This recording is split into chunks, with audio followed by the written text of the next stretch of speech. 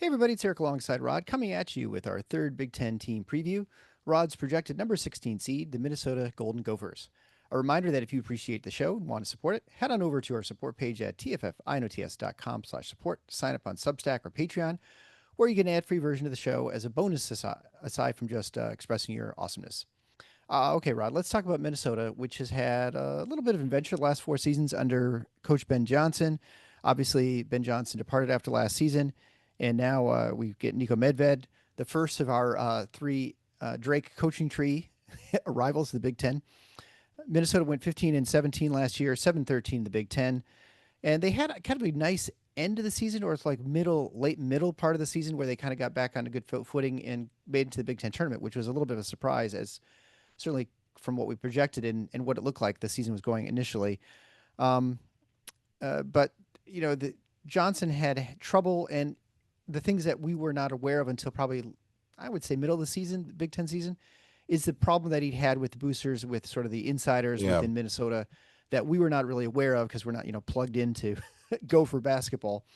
And that was sort of what he was battling probably for a while. And that probably was what limited his effectiveness with the NIL situation in Minnesota and other things. And so, anyway, he ends up leaving, although we both thought he was a good X's and O's coach, and he seemed to get a lot out of his team. And he's successful, two of the years, we'll say. I think last year, the previous year, and the year, and then 2 years before that, he was able to kind of make hay out of didn't seem like much, and then really struggled for a couple other years. So, anyway, the Johnson era comes in, Medved comes in, and so I guess we can talk a little bit about the Gophers last year and the era under Johnson.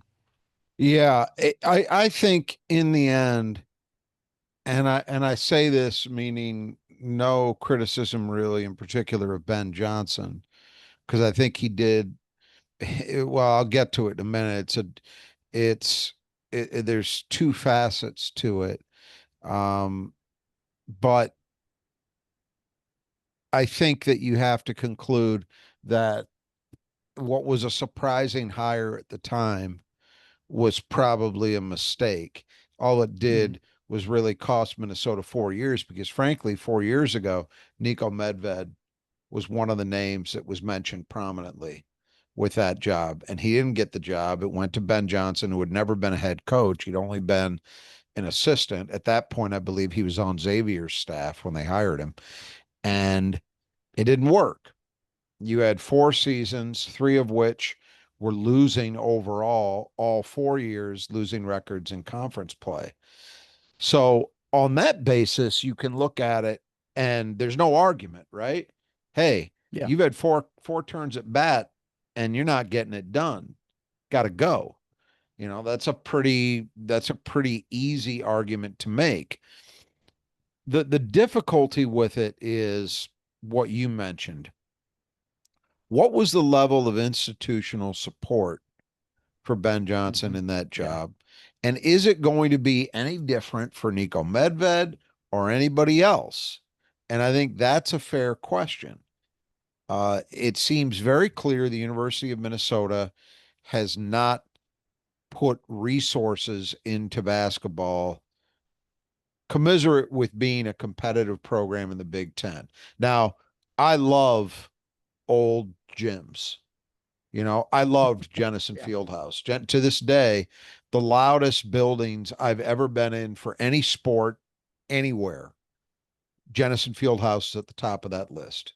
When it was going good, when Magic was there, Scott Skiles' senior year, those kind of environments I was lucky enough to be in on a few occasions as a kid or as a teenager. And it was the loudest building I've ever been in my life. You know how the cliche goes? You could feel it shaking. Jennison literally shook. Yeah. And Williams Arena, when it's right, is exactly that. It's a little bigger than Jennison was, Mm-hmm. but Yeah. it's Right. that Mm-hmm. same environment. The trouble is, it hasn't been that kind of atmosphere. They haven't had that kind of atmosphere for a long, long time. And that's because Minnesota basketball has really been mired in, we're closing in on 30 years now. You've really got to go back to Clem Haskins. I mean, Clem Haskins took Minnesota to a Final Four in 1997, I believe. Bobby Right. Jackson and that group. Now, it's all tainted because there was all kinds of cheating going on, all of that, academic fraud.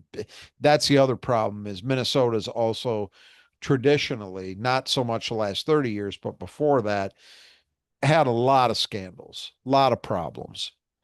Um, they never seemed to really be able to shake that completely, but they were at least they were competitive. They were a team that I would look at the time, frankly, that was something of a peer to MSU in that you could look at them and say, well, probably 2 out of every 4 years, they're going to be competitive, by which I mean an NCAA tournament team when that was a bigger deal, when that was harder to get Yep. and at least have a shot to be competitive at the toward the top of the league. That's what Minnesota was. The last 30 years or so, it's gone downhill from there. There have been these brief moments like Tubby Smith, maybe had them a little better than that or a little closer to what they used to be. But man, it's been a bad run. And they've gone Yeah. through a number of different guys, a number of different approaches. So, what's the commonality? Well, the commonality is that they don't really support basketball that well. They have an old building. I want to say, and I didn't look this up. I apologize to the listeners because I should have.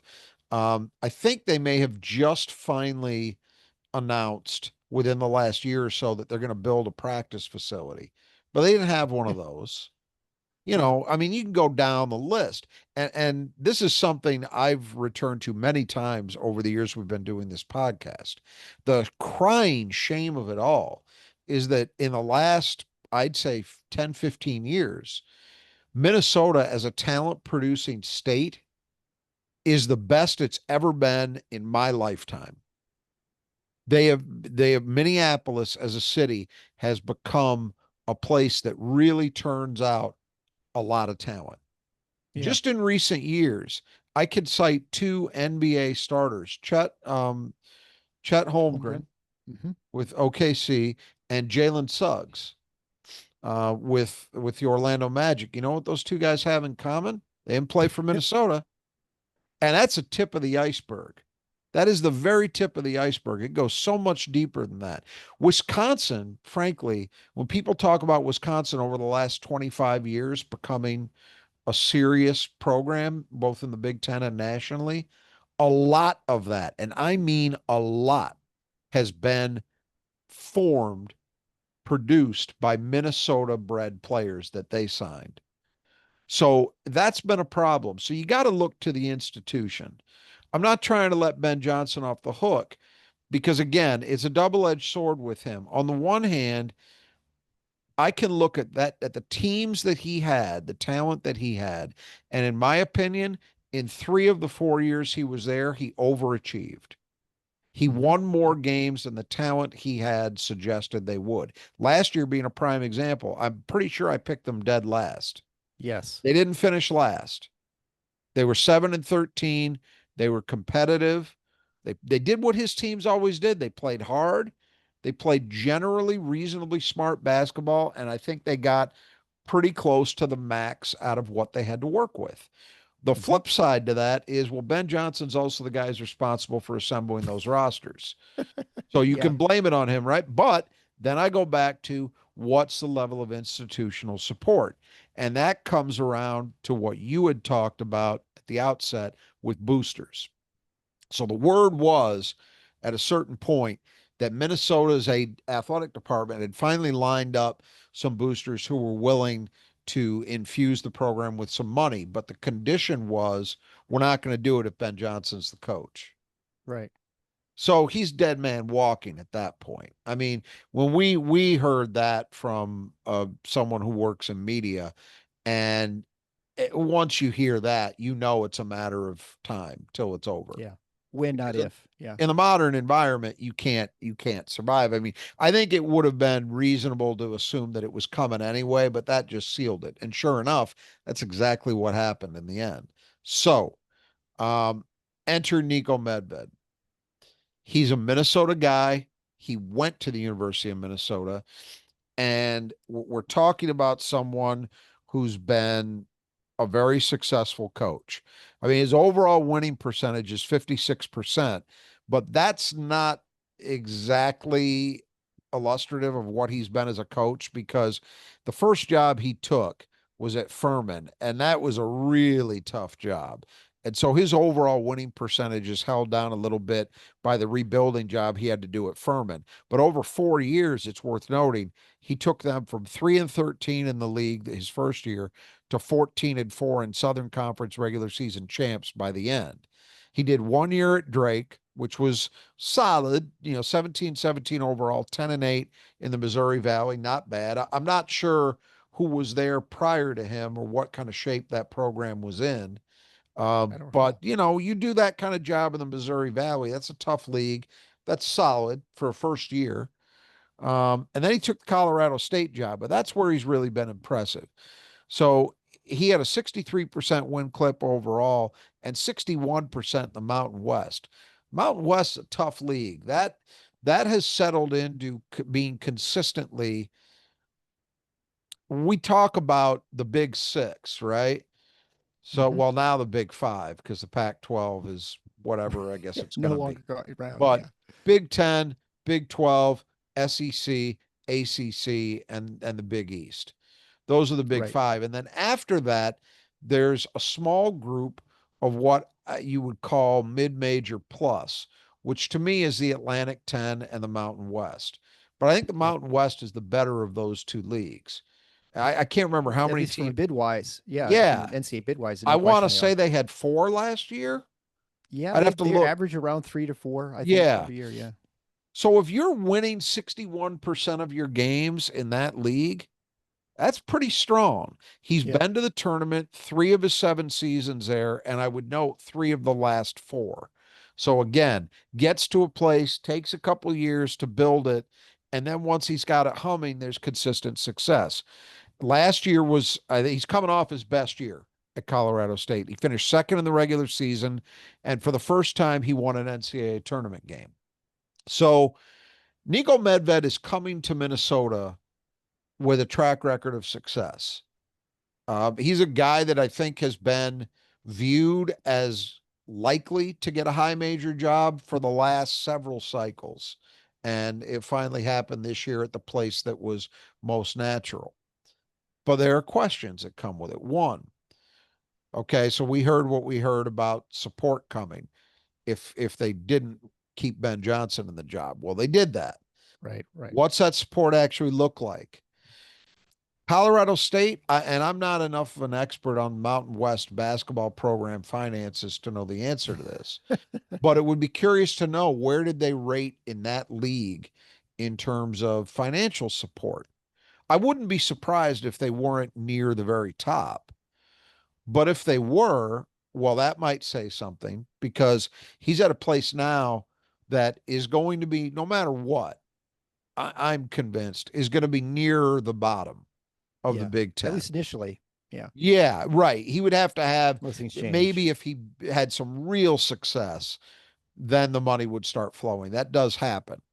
But I think that that's going to be the question for him, is there, and he's already said some things which we'll turn to, I think, toward the end, that suggest that while the situation might be improved over what Ben Johnson had to work with, Minnesota's not going to be going out there making multiple multi-million dollar offers to players. So Hmm. it's going to be a challenge. He's going to have to do the kinds of things that we talk about with programs at this end of the league, which is, put simply, he's going to have to be great in talent identification. He's going to have to find undervalued players, literally now, since we're paying them, uh, and develop those guys. In terms of style of play, uh, one thing I'll give him, which I think gives him a shot at some early success, he's not going to have to undo a lot like some of these guys who come into the league do, is they played a style that's not unfamiliar to Big Ten fans. They play a relatively deliberate pace, and they tend to be very efficient offensively. Well, we hear that all the time in the Big Ten, right? That Right. equation. Yeah. They Hmm. completely abandoned offensive rebounding. At Colorado State, he had multiple years where they were sub 250 nationally in that category. So this is going to be like Bo Ryan style. Shot goes up, five guys heading back. Yeah. Floor balance is going to be emphasized over offensive rebounding for sure. Defensively, they've been solid overall. Really good in terms of defensive rebounding. Again, that's an equation we see a lot in the Big Ten. Yeah. They don't do much on the offensive side, but they're pretty good at limiting your second chances. I'd expect a mix of man and zone, but I'd expect it to tilt more toward man. But we'll Yeah. see. It's unclear to me that he's had one solid philosophical view as to what style of defense. But I think generally speaking, we could say this in the Big Ten that we see teams play zone, certainly. We don't see many teams tilt heavily that way. No, it's a spotty sort of situational thing, Yes. if anything. And Yeah. that's what I would expect from him. So again, there's nothing in the style of play that's going to make your jaw drop. It's going to look like most other Big Ten teams to one degree or another. Yeah, and so that brings us, of course, to we'll start talking about the players. But if you even if you're a Gopher fan watching the show, we appreciate you tuning in. You can head on over to Nudge Printing. That's one of our longest sponsors of the show. They obviously specialize in Spartan apparel. You can go find anything you want for a Spartan fan, whether it's a vintage or a new logo, whether it's specific for golf, like my son got the other day, or you can get things that basketball, football, whatever it might be.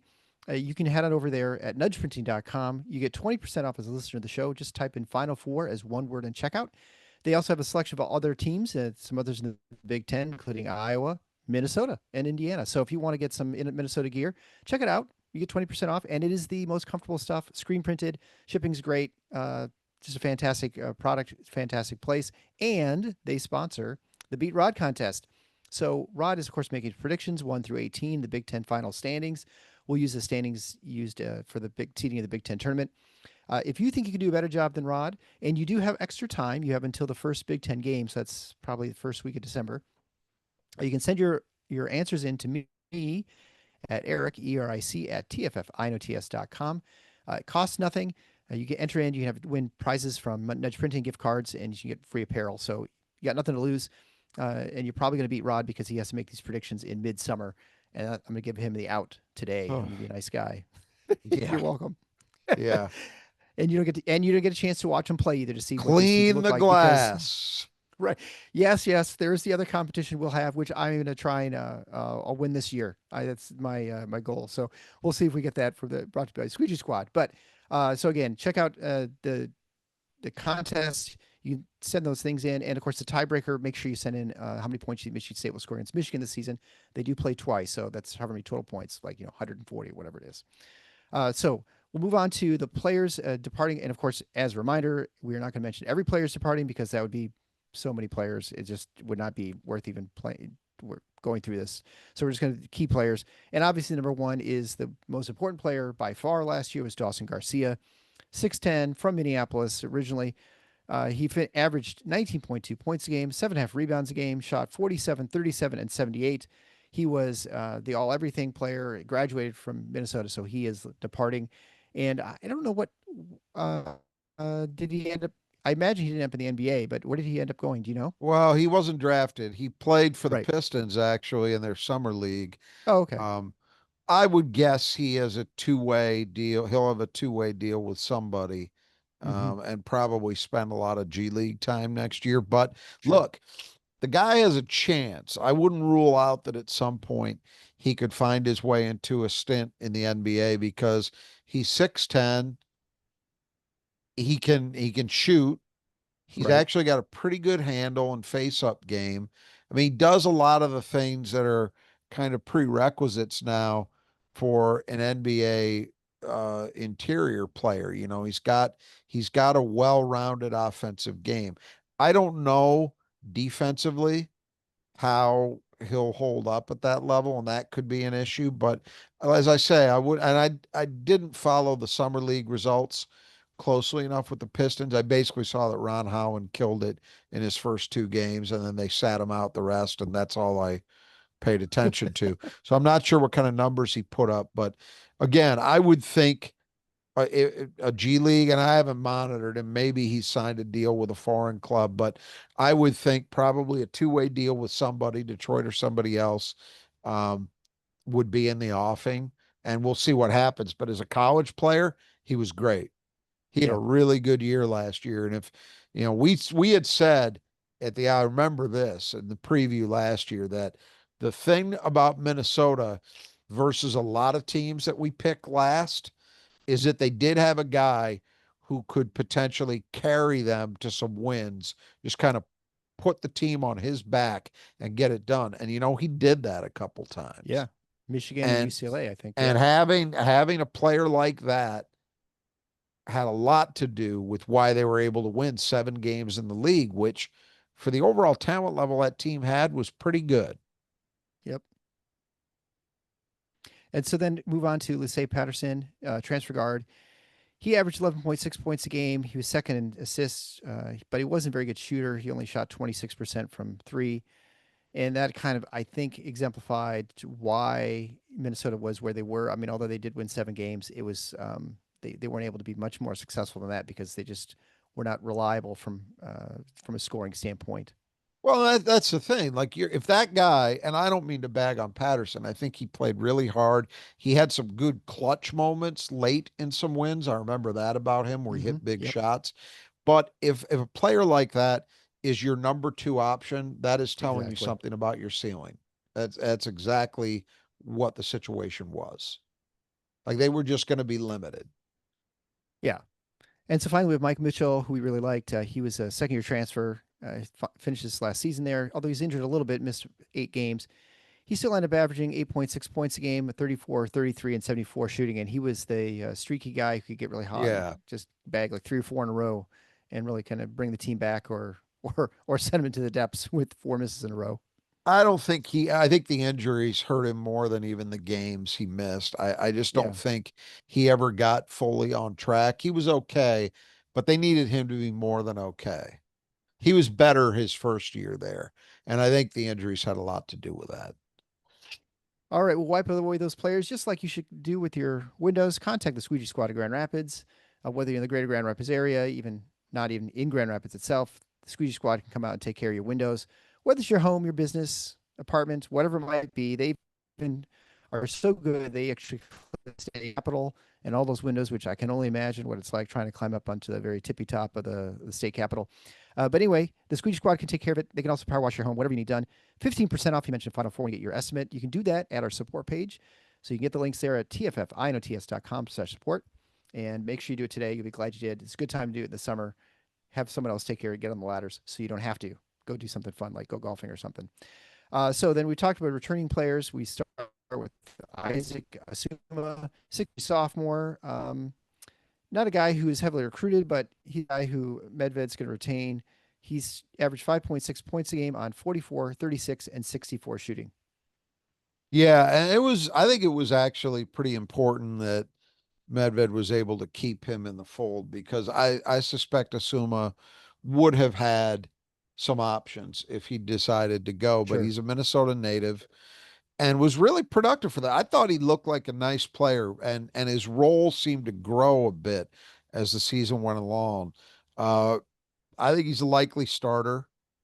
I would think, given that he's got Big Ten experience and was again relatively efficient and productive when he did play. He's capable of playing on the ball, but I suspect, given what they did with their roster, that he's likely to be mostly off the ball this year. But he's a guy Mm-hmm. that I won't be surprised, assuming Minnesota can keep him, by the time, 2 years from now, when we're talking about him going into his senior year, I won't be shocked if we're talking about him as a really good Big Ten starter, like a guy who could maybe be like a mid-teen scorer. I don't think it's a lock that happens, but I saw enough last year to make me think, oh, this guy's got potential to really be something. And then obviously not a whole lot of retained players. The only other one is Grayson Grove, who's a redshirt last year, 6'9", redshirt freshman. He's originally from Minnesota. who has some stretchability, and so probably pretty helpful that that Medved was able to keep him around in Minneapolis.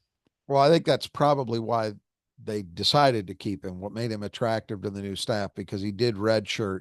But there's a Right. lot of questions. Obviously, any player who on a team that didn't have a lot of talent, who wasn't able to help right away, there's Yeah. legitimate questions. I mean, there's situations like Michigan State with Jesse McCullough.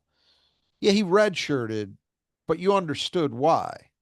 Sure. That was such a deep team. There was just not going to be a role for him. It didn't make sense. Even then, he was good enough to push to the point where, as we've heard, the coaching staff almost decided to pull the red shirt off anyway.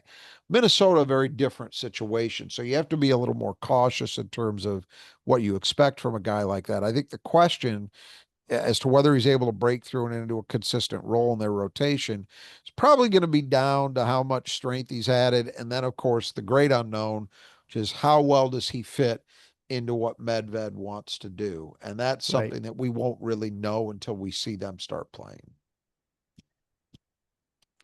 And then let's talk to the newcomers. Of course, there are a lot of them. We'll begin with Chancey Willis, 6'1" transfer point guard from Western Michigan, former Mr. Basketball in Michigan, out of Detroit King. He averaged 16.8 points a game, 42, 28, and 72 shooting, 5.8 rebound or assists per game while playing at Western, but also a 3.3 turnovers a game. I feel like he was one of the names mentioned initially when it looked like Michigan State was looking to add another point guard for depth behind Fears, and that there are a lot of people kind of excited about the Mm, possibility of I him coming. Or am I I don't thinking someone recall. else out of I the don't MAC? recall that. No, Okay, never no, I mind. That don't must think have been he was someone ever on else. the and for this reason, at Michigan State, there was never going to be an opportunity to be the guy. And I Correct, think for that's sure. what he was looking for. He'd had a really good season overall at Western playing for Dwayne Stevens. Like he was, you look at the numbers. Yeah, the 3-point efficiency was a knock, but that wasn't a surprise. He was, even back at high school, he was never a knockdown shooter. It's everything else that you're getting with him is the reason that you hand him the keys to an offense. He's, I'm not saying that I think Chancey Wills is going to be a superstar at Minnesota, but boy, if I'm a new coach and I'm trying to establish a culture, which is the word that gets tossed around so much these days, but it Yeah. really does, it's meaningful if you've got it. And for any new coach, that's really job one as to what you're trying to establish. And culture is just a fancified way of saying this is what my program's going to be about. These are the things that we're going to emphasize. This is the kind of behavior and work ethic, et cetera, that we're going to demand. That's what it means. And if you're trying to set that tone, I think that a guy like Willis is a really good addition on that front because he has been, going back to his time in high school in Detroit, he has always been a true and actual leader. And I think that's what he'll bring for Minnesota. He's reasonably athletic. He's not going to be a blur by Big Ten standards, but he's not slow. He's very tough physically. I think he'll be able to finish decently at the basket, and he'll try to put pressure on opposing defenses. And he'll be able to share the wealth. He'll be able to create plays for teammates. Now, can he do that a bit more efficiently than he did at Western? That's a valid question. The jump shooting, that's a valid question. But I think it's clear he's going to be the starter. I have no doubt about that. And I can see why Nico Medved was attracted to him. He was a guy who they could get, who wasn't going to Hmm. cost a fortune in the portal, and yet is going to bring a lot of those elements, you know, intangibles, for lack of a better word, that I think you would want to have in the first year of your program. Set a standard. Then we have Langston Reynolds, 6'4", senior transfer from Northern Colorado. He averaged 16 points a game, 5.6 assists, rebounds per game, sorry, and shot 59, 41, and 67, although kind of low volume 3-point shooting, so don't get too excited about that. Yeah, he only averaged a little over one attempt per game. So Reynolds is not, or at least to this point in his career, has not been a guy who takes or makes a lot of threes. Good that he was efficient when he did take them, but Right. You're basically talking about a make every other game is kind of what that comes down to. That's not a lot, but he still scored 16 points and averaged 5.6 boards. So he's an active player, an aggressive player, but most of that damage is going to come inside the arc. I think you're looking at either him as a starter on the wing, or at the very least, he's going to play a key role off their bench. The other thing that you like about him, he averaged more than 3 assists per game. So if the starting lineup in the perimeter group were to be Willis, Asuma, and Reynolds, that's a pretty good passing group for Nico Yeah. Medved to have in his first year. And I think that goes along generally with how his teams have played. Remember, his offenses at Colorado State, although they don't push pace, they've generally been pretty efficient. Efficiency, a good place to start if you want to be efficient, is to have a good passing team. And it looks like he might have the makings of that, at least in his guard group. Next is Bobby Durkin, 6'7", 215-pound junior transfer from Davidson, where he was known as Bobby Buckets, which I don't know, maybe he came up with that nickname himself. Anyway, he averaged 13.5 points a game, 5.9 rebounds a game, shot 41, 36, and 85 last season with pretty heavy three volume. What, over 70% of his shots were from outside the arc. Yeah, it's going to be interesting to me to see how they deploy him because, as I just mentioned, Reynolds could be a starter on the wing. If he is, and assuming Asuma is also, then that means Durkin is your four man. And at 6'7", 215, they could probably get by with that. But he Mm-hmm. could also play on the wing. This is if you're betting on one guy to emerge as Minnesota's scoring leader coming into this season, he's not a bad bet. The feeling is that he's going to be a focal point. Maybe not the focal point, but one of them for this team offensively. And the nickname suggests what you're going to get. This is a guy who's going to shoot.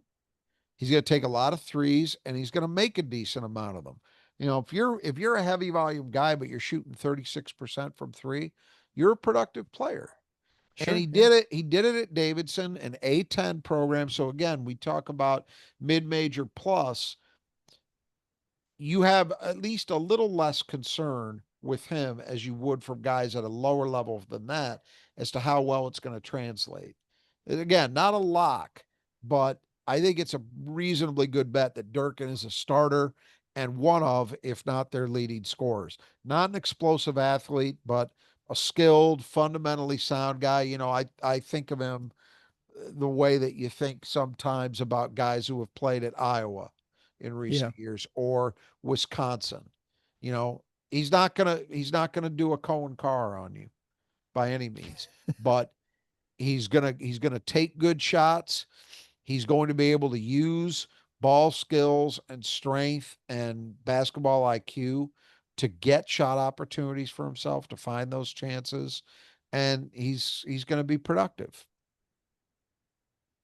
Then we have Jalen Crocker Johnson. He's one of the classic, as coach moves to a new school, he brings some players with him. 6'8", 230-pounder junior, came from Colorado State, where he averaged 9 points a game, 4.4 rebounds a game, played about 22 minutes, mostly as a starter, and shot 49, 35, and 76. Yeah, and that's a good sign because that tells you that he's Sure. more than just a post player, that he might be able to give them a little bit of stretch production at the four. Uh, Again, he knows Nedved having played for him, so Medved. So Yeah. that's a positive. I think he's a possible starter at the four. If not, he'll play a lot as the first post reserve, most likely. But a significant role somewhere in the mix because of the combination of what he brings to the table physically and in skill set, and then again familiarity with his head coach. Then we have Robert Viola, 6'8", 250-pound senior transfer from San Jose State, averaging 7.5 points a game, 7.5 rebounds a game. Blocked a little over 1.5, almost 1.5 shots a game. Shot 54% from the floor, 64% from the line. Obviously not outside threat. And it's interesting when you see these transfers, new coaches coming in, I should say, when the transfers they seem to skew heavily towards players that you faced in the past. I mean, we even see with Michigan State, player from Sanford's, player from FAU, player that they'd seen Yep. before play. And see a lot of Mountain West and West Coast players who are initial transfers into this class at Minnesota. Yeah, and I think that's what makes me think Viola is headed for a significant year in terms of his role. Because Sure. Medved saw him as an opponent, and he said he thinks he's going to be a key in terms of Minnesota's rebounding this season, and they need that help.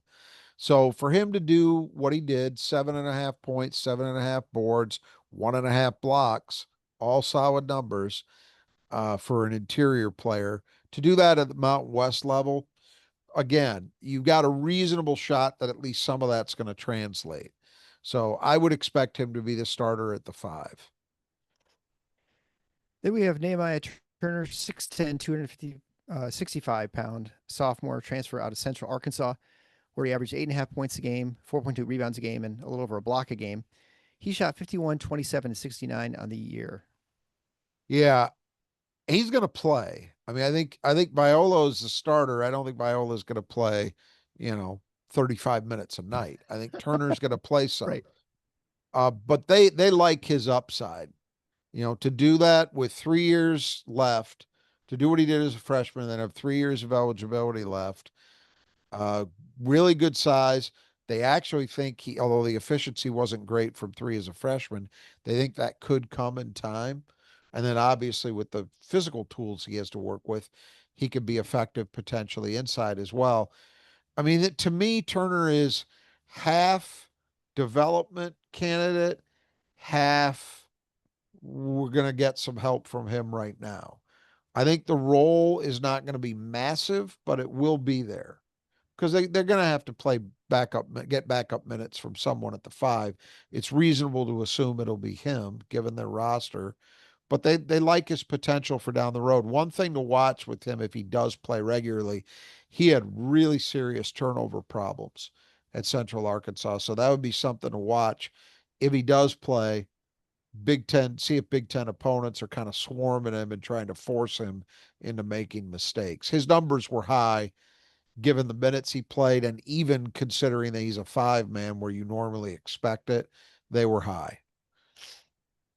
Well, one place you won't see turnovers is if you contact the Brothers Justy Gutters. Those guys do the job right way the first time. The brothers can take care of you whether you're on the east side or the west side of the state. Whether you just need your gutters cleaned out, repaired, or replaced, they're the ones you should call. And if you want to find ways to contact them, head on over to your support page, of course, at thefinalfours.schedule.com/support. There you can find the links for the east side or the west side, Greg or Kurt, whoever you need, and they can get you set up. Don't forget to mention Final Four when you get your estimate. You get 10% off your order. And again, they can take care of any gutter related problem and just, free up your summer, stay off the ladders, have those guys do it for you. All right. So moving on then to BJ Omot, 6'8", 180-pound junior transfer from Cal. He averaged 10.8 points a game, 3 rebounds a game, shot 44, 35, and 63 on the year. Yeah, and those are good numbers at Yeah. that level. And so you would think that would make him a likely rotation guy, but he had surgery earlier this summer, which is expected to keep him out until around the start of fall practice. So I think you have to put an asterisk by him for now. I think if he came through that physically okay, great, but it still means he missed the summer, which is not helpful. But on the other end of it, obviously he produced at Cal.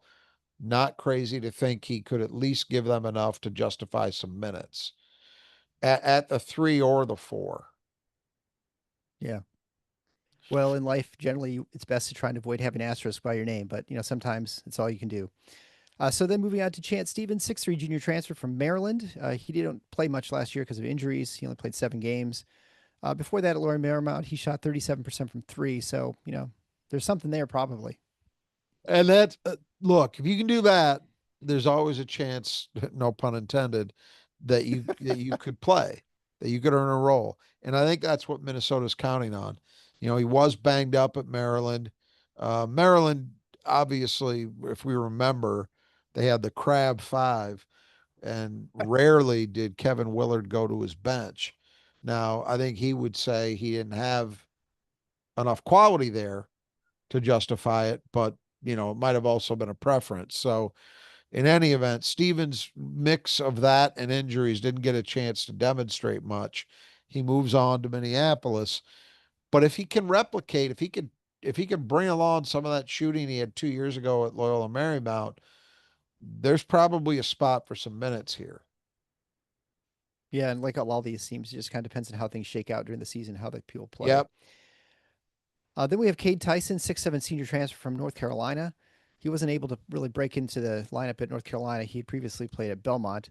But when at Belmont, he averaged 16.2 points a game, 5.9 rebounds a game, shooting 49, 47, and 86. Yeah, I think his profile is similar to Durkin we talked about a few minutes ago. You know, skilled guy, versatile guy, not a lot of athletic pop, but fundamentally sound. It is interesting to me though, and the reason you be cautious here is North Carolina was not good last year. They needed help, Yeah, and Tyson couldn't break through. Now, that might be on Hubert Davis. We don't know. We'll find out. right. But I think on this team, I think it's reasonable to assume that there's a role somewhere for Cade Tyson, given that he's got a decent size and obviously you shoot 47% on reasonably high volume from three. That's serious. And so again, like with Stevens, if he can prove that at least some of that shooting translates, there are minutes available for him, guaranteed. But I think with him, it's actually more than Stevens potentially because Tyson could also help a little bit off the bench, say inside as a rebounder, which they're going to need help there. Yeah, and then a departure from we just had talked about Penn State last show, and they went to very high school freshman heavy in their recruiting class, and Medved is going the other direction where he's going heavy transfer, and so there's only one freshman, Kai Holster, who's a 6'5" wing from Philadelphia. Yeah, and again, his reputation as a high school player, not a heavily recruited guy, but his reputation was strong shooter. But I think how quickly he can adapt to this level and how quickly he can grasp what Medved needs from him defensively are the question marks. Uh, if that stuff holds up well, he could maybe fight his way into some minutes, but I would say the odds are against him as a true freshman. He's got a number of guys, as we've talked about, who would seem, especially considering that, some of those guys might swing between a power forward role and a wing role. Right, It could right. be hard to find minutes. And finally, we have Matt Gizzy, late edition via the portal from the NAIA, Huntington College, where he averaged 10.6 points a game.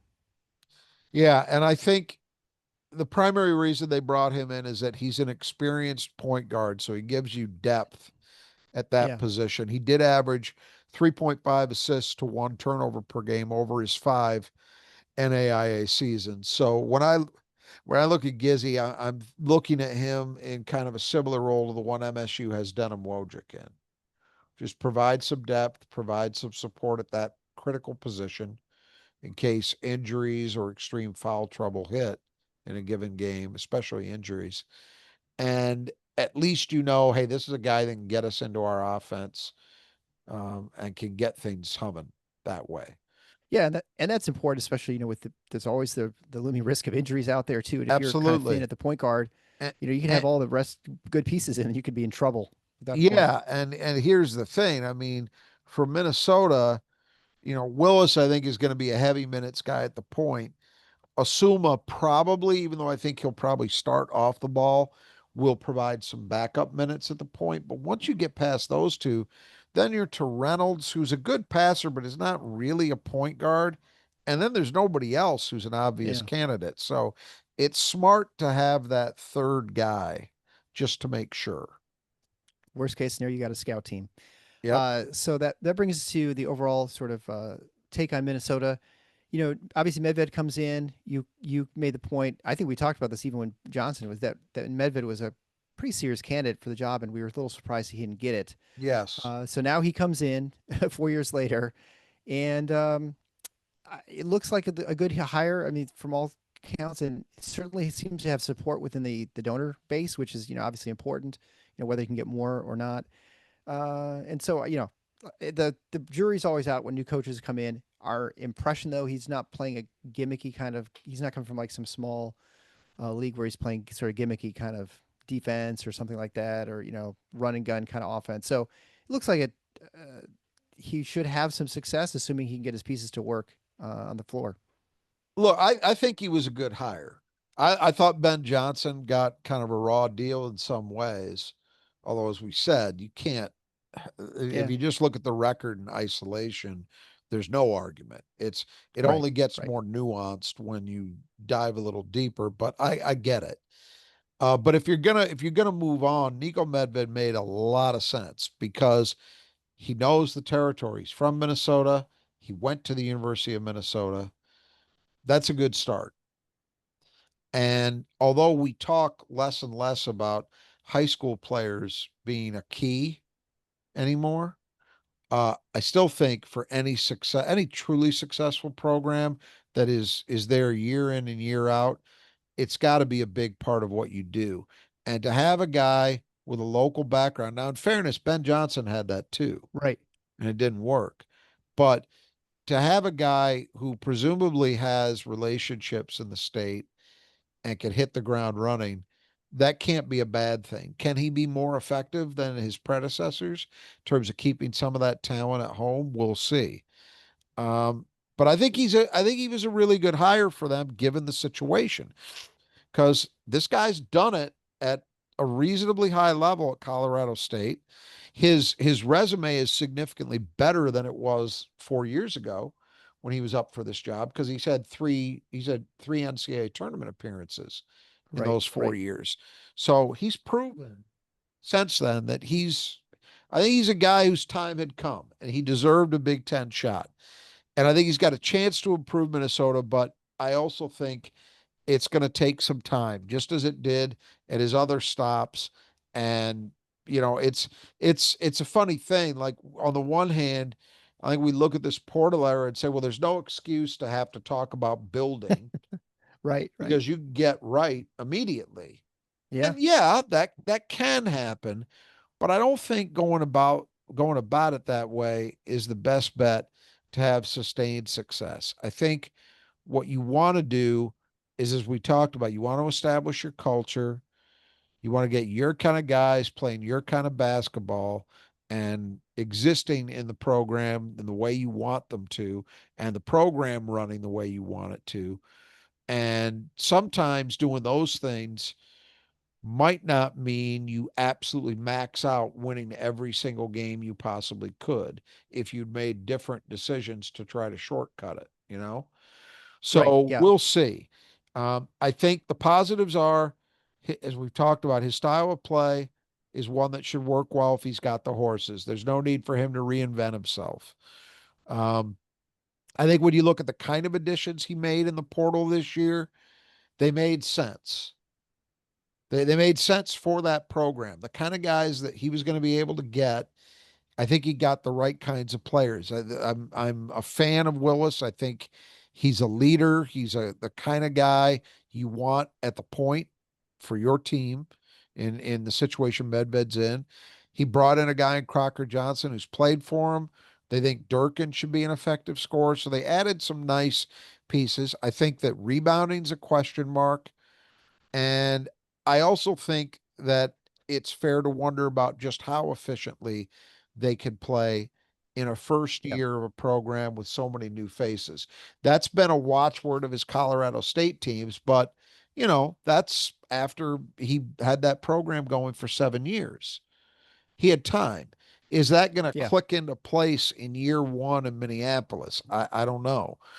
And then I think the returning guy, Asuma, is the guy that I look at as a player who could have some real upside for the future in this program. So there's reason to, I think, be at least mildly encouraged if you were a Minnesota fan, but I do think it's going to be a tough first year. He's filled some holes as best he could, but if you look at the overall talent level, it doesn't seem to match what's out there in the rest of this conference.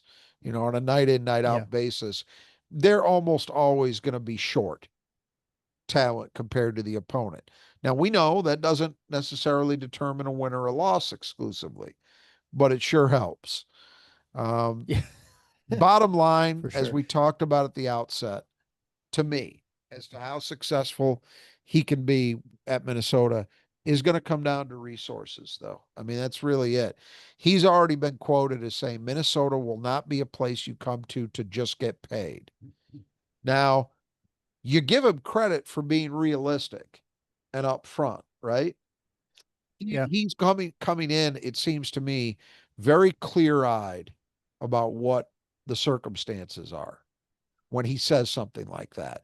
But it also means, hey, there are going to be guys you might want that you just can't get for that reason. And that's a tough spot for a coach to be in. No coach wants to be in that position, but at least he seems to acknowledge he understands it. Uh, I would say, though, at the minimum, it seems to me Medved's a guy who is going to want to build his thing in a developmental way. He did that at Colorado State. He brought guys along who got better as they were there over multiple years. I'm assuming in the long run, he's going to want to do that at Minnesota. So then the key becomes, do you have enough in the way of resources to retain those guys? It's the same thing Right. we've talked about in our first two previews, right? That's going to be Yep. the key. I don't think it's realistic to expect that Minnesota is going to go out and spend $3 million on a transfer point guard from somewhere. That's probably not Yeah. going to happen. Can it be realistic that they've got enough to say Asuna blows up this year and is a really good season? Do they have enough to hold on to him? Maybe. That's what we've Yeah. got to find out. Right. Yeah, and I think, right now you have them slotted 16th, which means they just missed the Big Ten tournament. I think you probably could safely say a successful season for them is at least making the Big Ten tournament. Yes. Yes. And then, which, you have to be the top 15. You can't be the bottom three, which is honestly, it's a crapshoot who's going to really be the three out probably. And then, when it comes to fans and growth and success, I think in general, although you can bring a bunch of transfers in, establish yourself, and hopefully be successful earlier on in your career, I think in some ways you're a little bit better off growing and being and struggling initially than to be successful and then struggle. Because you look at Mel Tucker obviously is an obvious example for Michigan State fans. Where you had wild success and then just sort of just fell apart. There are other problems too with that program, but um, I think the patience of fans is going to be there initially. If you start having success for a year or two, and then you struggle, then I think you might find yourself in a worse position 4 years out than if you were just growing steadily for those 4 years. Now, maybe that's not realistic. Be able to actually slowly, gradually grow because of the nature of the transfer portal and the resources and things like that. But I think in general, that's probably an easier way to sort of go if a coach, Well, if you had to pick. look at it this way, because we're now in, we all understand that this is professional sports, right? That's Right. what Minor we've taken leagues. off the Yes. mask and we're acknowledging the truth of it. Okay. Yes. So given that, finances play a real role here because we don't have a salary cap. Right. So there are no artificial limitations on what you can spend. Mm-hmm. I think it's realistic to conceptualize this stuff as through the lens of value. And that means if you're running a college basketball program and you have some limitations on you, as Nico Medved's going to have, you have to look at it through that lens. And it almost gets to, to use the the popular descriptor of these kind of things, a Moneyball approach. So if you say, Right. what's going to give me the most bang for the bucks that I've got to spend? There's an argument that in addition to obviously going into the portal and finding some undervalued guys there, but that your best bang for the buck as a coach at a place that's got some financial limitations might well be going into the high school ranks and developing guys the old fashioned way, which is what you're Yeah. talking about. I think there's a reasonable argument for that. The where the rubber hits the road though is okay, that's great as a plan. And let's say you're able to do that. Now, can you keep them?